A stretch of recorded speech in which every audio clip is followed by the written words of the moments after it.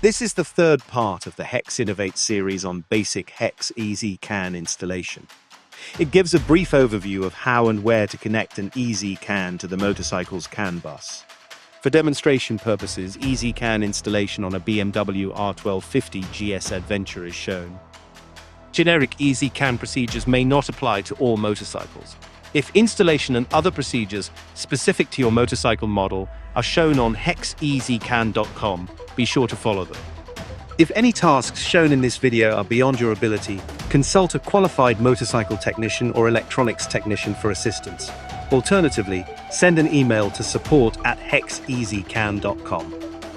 When any model-specific HEX ezCAN is being installed, installation continues with connection of the ezCAN's male and female CAN bus connectors to the motorcycle's male and female CAN bus connections.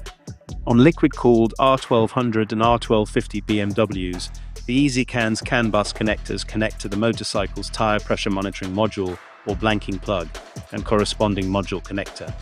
Note that some liquid-cooled R1200 and R1250 BMWs may be equipped with ABS Pro. ABS Pro-equipped BMWs have a vehicle attitude sensor installed. If a liquid-cooled R1200 or R1250 BMW has ABS Pro installed, do not connect the ezCAN to the vehicle attitude sensor.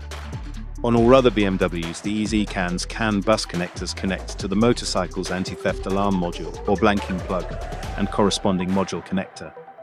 On all compatible Harley-Davidsons, KTMs, Husqvarnas, Triumphs, Ducatis, Yamahas and Aprilias, the ezCAN's CAN bus connector connects to the motorcycle's diagnostic connector. On all compatible Honda models, the ezCAN's CAN bus connector connects to the motorcycle's inertial measurement unit connector and corresponding module connector. For model-specific HEX ezCAN installation instructions, read the installation guides at this URL.